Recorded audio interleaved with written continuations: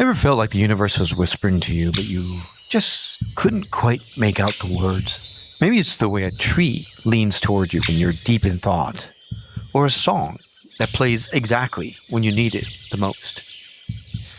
We call them coincidences, but what if they're not? What if the universe actually talks in energy, in emotion, and in the space between every breath? Today I'm following 6 voices who've learned to listen. Each of them hears that universal language differently. Through trees, through angels, through the spaces that we live in, and maybe by the end, we'll start to hear it too.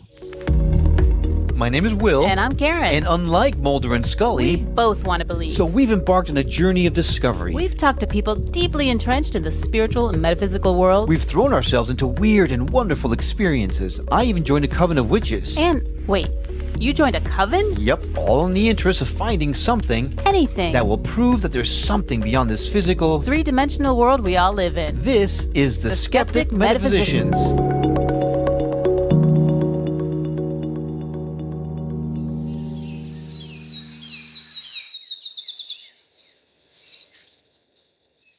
Stephanie Banks doesn't just hug trees, she talks to them. Her ability to connect soul to soul started when dementia made it impossible to speak with her mother. So she learned to listen differently. I find that being heart connected is where it's at. That's how I'm able to receive communication. And we all are, by the way. This is not unique to me. We are all channels. We're all channeling all the time. She didn't stop at people. See, she channels animals and even Mother Earth herself, Gaia. Some of the messages oftentimes the messages that come through bring me to tears. Like I am feeling I'm feeling her despair. She does feel despair. She does feel harm. She does feel all the things that you would expect when your children are consistently destroying the life that you are nurturing and supporting. And yet she continues to serve with the greatest of love and generosity and non-judgment. So it's a place when I do channel Pachamama, I really try to do my part to stay as open as I can and also not be leveled by, my own human aspect of emotionality with this, because I'm an earth warrior. I am here in service to the trees and to the animals and to all the species that are going extinct every moment. And I feel very, very deeply. So yeah, she wants less asphalt to be sure. Yeah. She really wants us, her children, to come back to ourselves, to come home, right, and to listen for what is true. And that is our interconnectedness. Hearing that, I couldn't help but wonder, maybe healing the earth isn't about fixing her. It's about remembering we are her.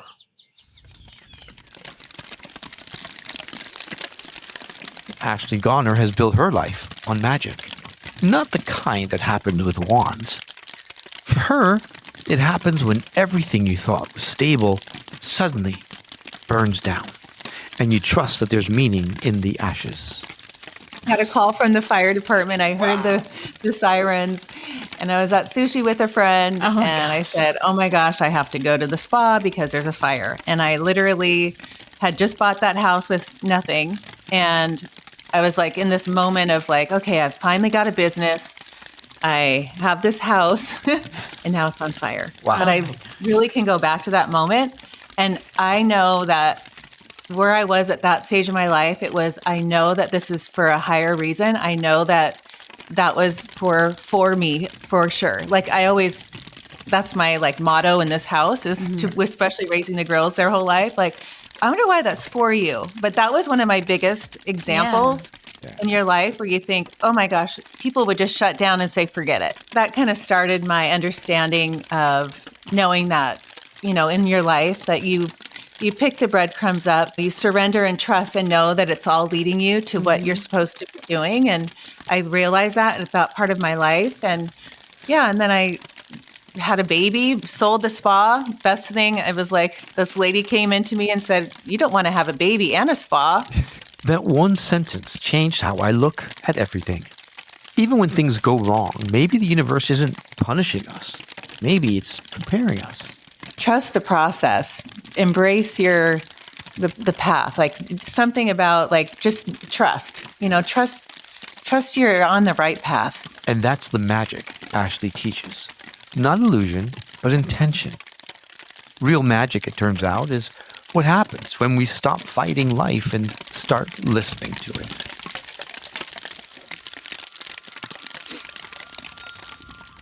Then there's Benton Ryer, a man who could probably clear your chakras just by standing next to you.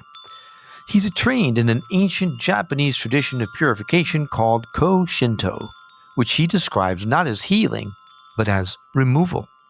When I actually do Reiki removals for people, the Japanese dictionary, just the regular one, has a different definition than what people think it is.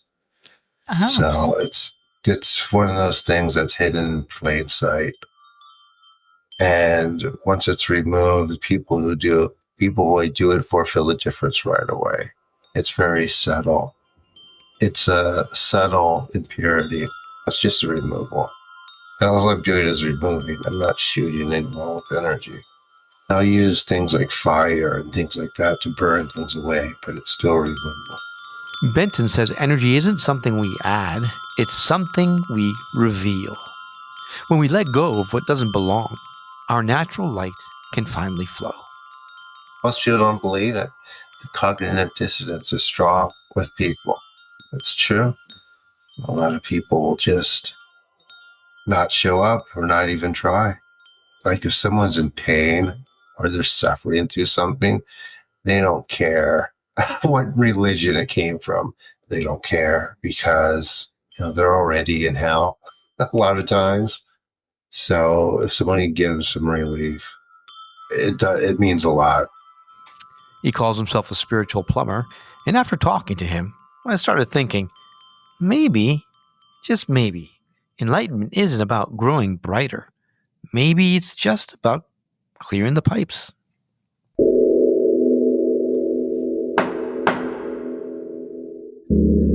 When Amy Jo Ellis first mentioned the Court of Atonement, I pictured robes, gavels, and a very confused bailiff.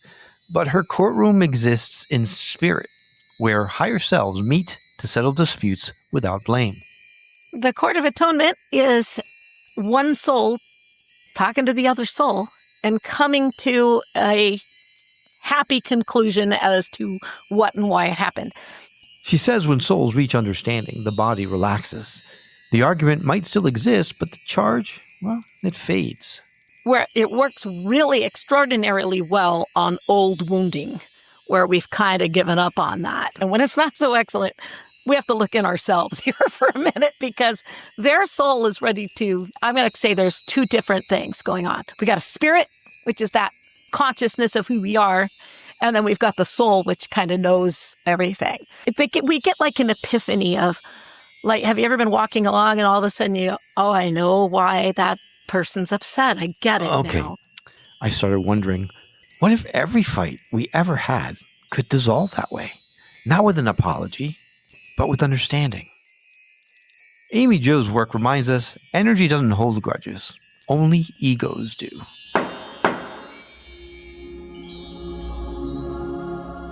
Rachel Corpus calls herself an angel in human form, and after hearing her story, I don't doubt it. At 4 years old, she died in a car crash and came back with memories of another realm. When I was taken out of my body because I had serious damage to my body, I was seeing angels around me that I had been seeing in mass. And so I zipped out of my body and I was hearing my own voice, my 4-year-old voice, and this kind of screechy, scratchy voice, which is this girl right here. I'm like, who's that? And they said, well, that's you. That's your consciousness. And I was seeing all of these other angels around, and they said, well, we're going to go on a field trip today. We're going to take you home. And they took me to the seraphim realm, and they said, this is who you are. My consciousness came in, and I was also very aware of what they were telling me. I was starting to remember what they were showing me. Oh, yeah, that's where I hang my jacket. Oh, I remember these celestial hallways. They were showing me the heavenly dimension is an energetic field, yes. She remembered it all. The light, the beings, the choice to return. When I asked why she came back, her answer was simple. Love. They showed me some things about what would be happening on Earth, both in my personal timeline and in the greater world timeline. And when it came time for the choice, I don't remember making a choice. I remember going into my 4-year-old self and not wanting to make my mom sad. And as soon as that came into my consciousness, I was back into my body. Rachel doesn't preach perfection. She laughs, she swears, she argues with her husband like everyone else, but she lives with one foot in heaven and one foot on earth. And that might just be the point of all of this.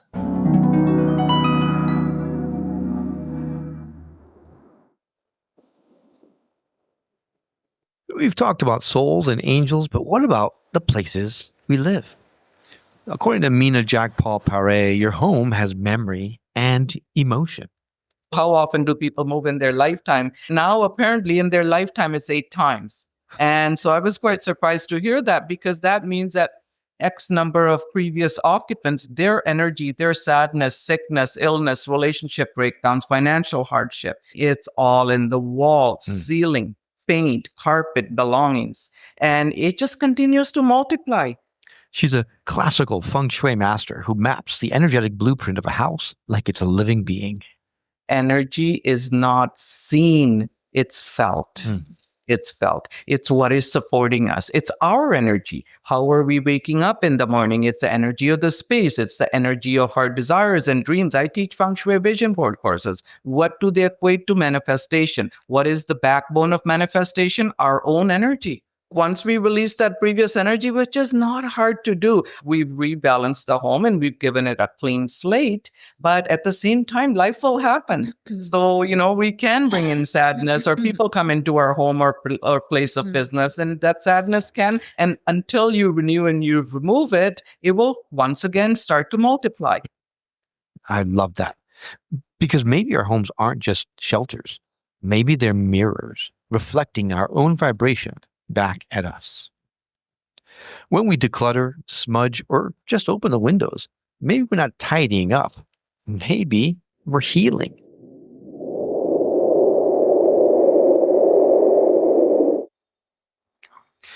Six different voices, 6 different ways of hearing the same universal truth. Stephanie listens to Gaia. Ashley trusts the fire. Benton clears the unseen. Amy Jo reconciles the soul. Rachel remembers the light, and Meena harmonizes the space that we live in. Different frequencies, one message. Everything is alive, and everything communicates. The universe doesn't just speak in words. It speaks in synchronicity, in intuition, in silence. Maybe the reason we can't always hear it is because we're listening with our ears when we should be listening with our energy. So next time you feel the urge to talk to your plants, forgive someone, or open every window in your house, go ahead. It's not you being weird. That's you responding. The universe called, and you just picked up. I'm Will, and this has been The Skeptic Metaphysicians.